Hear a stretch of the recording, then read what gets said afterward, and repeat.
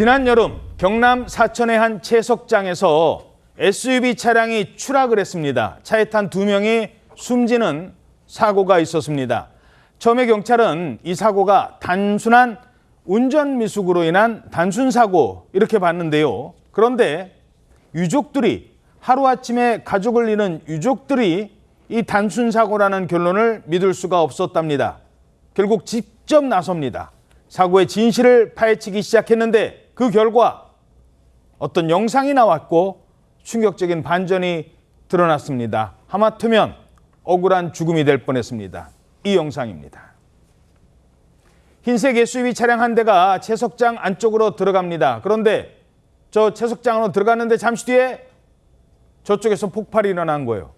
돌산이 무너질 정도로, 흙먼지가 저렇게 일 정도로 큰 폭발이었습니다. 지금 사람이 들어갔었잖아요. 저 안으로. 그런데 폭발이 있었던 거예요. 어떤 단서가 됐을까요? 지금부터 짚어보겠습니다.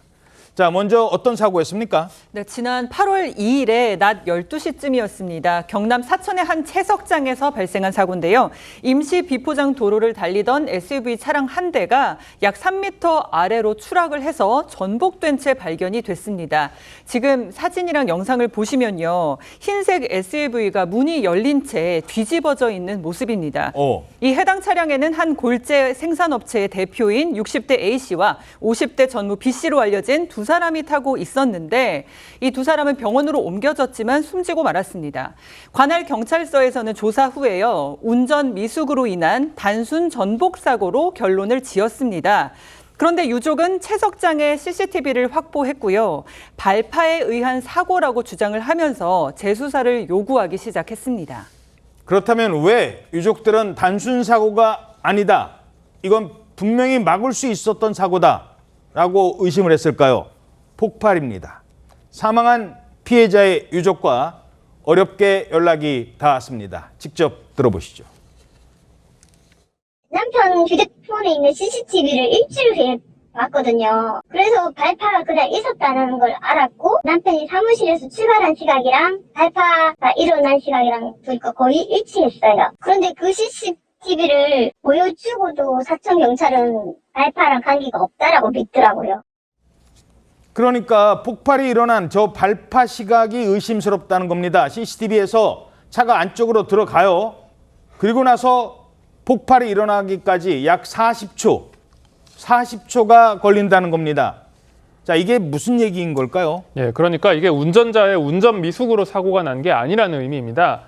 안전수칙 미준수로 인해서 사고가 발생한 것인데요. 안전사고라는 거죠. 채석장 현장 발파팀장인 A씨는 당초에 경찰 조사에서 원래는 발파 작업이 다 끝난 뒤에 사고 차량이 굴러 떨어졌다 이렇게 주장을 했습니다. 하지만 재수사 결과 이 발파 팀장은 당시 발파 경고도 하지 않았고 작업자 출입 통제도 하지 않았고 발파 전 비산 반경 내에 작업자 유무를 확인하지도 않은 채 발파를 작업을 진행시킨 것으로 파악이 됐습니다.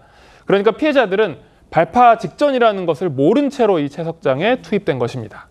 자, 돌산을 폭파하는 발파 작업입니다. 그런데 경고도 없었고 출입 통제도 없었다. 그러니까 모르고 들어간 거죠. 그리고 40초에 지나서 폭발. 자, 피해 차량을 막기만 했었어도 유족 측에서는 이런 주장도 하고 있습니다. 한 3년 전에 3월 달에 퇴직하신 분이 계셨는데 그분이 통제를까지 담당하셨다 하더라고요. 새로 신입사원이 왔는데 그분은 발파할 때 아예 사무실에만 있고 안 나가더라고요. 그러니까 아무도 통제하는 사람이 없어요. 다른 발파날 CCTV를 봤거든요. 그때도 보면 통제하는 건 없는 것 같아요. 자, 그럼 발파 때문에 차가 어떤 충격을 받았느냐, 이건 좀 따져봐야 될 것 같은데 어떤 얘기들이 나오고 있는 겁니까? 재수사를 해봤더니요. 발파하면서 차량에 돌이 튈 거 아닙니까? 돌이 깨지는 거잖아요. 예.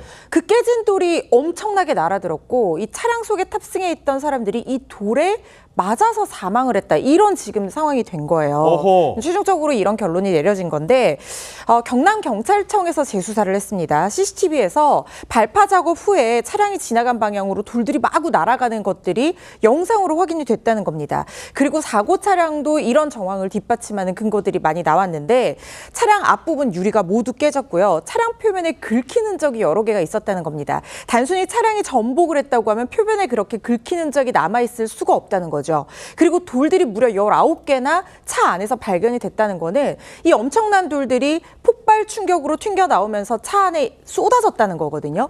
그리고 이 경찰이 사고 차량 이 사고 장치 기록 EDR 장치죠. 이걸 분석을 해봤더니 차량이 시속 10km 정도로 서행을 하고 있었습니다. 그리고 좌측으로 전복이 됐거든요. 그렇다고 하면 통상적으로 이런 속도에서 좌측으로 전복이 됐을 때 조수석 탑승자까지 사망하는 경우는 굉장히 드뭅니다. 그런데 이 사건에서는 조수석 탑승자까지 사망을 했단 말이죠. 그리고 맞은 흔적이 굉장히 많았다는 거예요.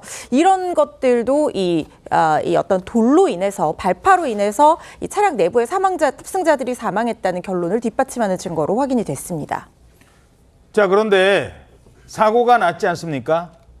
유족 측의 얘기로는 회사 측에서 사고 이후에 관련 증거를 은폐하는 것 같다, 이런 주장도 하고 있어요. 네, 유족 측이 이 CCTV 영상을 공개했거든요. 사고 이튿날 사무실 내부 CCTV 영상인데 이제 영상을 보시면 사무실 내에서 무슨 서류나 도장류 같은 것을 확인하는 모습이 나타나고 있습니다. 예. 저렇게 서류들을 확인하더니 이렇게 보자기에 서류를 쌓아서 가지고 나가는 모습이 나타나거든요. 어허. 그래서 유족들은 저렇게 사고 이튿날 서류를 싸서 가지고 나가는 모습이 바로 경영 관련 자료들을 조직적으로 은폐하려고 했던 것이 아니냐, 그런 주장을 하고 있는 것이고, 그리고 또 사고로 숨진 2명이 대표이사하고 전무라고 알려져 있거든요. 예. 그러니까 대표이사면은 마치 자기의 책임하에 자기의 행동, 그러니까 결정으로 저렇게 행동을 한 것처럼 느껴지잖아요. 예. 유족 측이 주장하는 건 뭐냐면 진짜 대표이사 전무가 아니다. 그러니까 등기부 등본을 떼보니까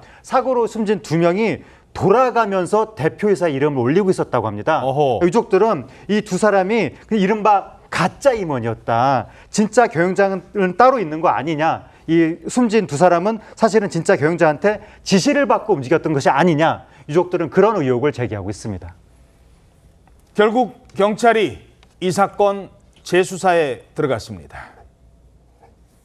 그 차를 막고 우리가 그 차를 확보를 해가지고 국가서 원주에 있는 본원에 보내가지고 그 차 자체를 감정을 하고.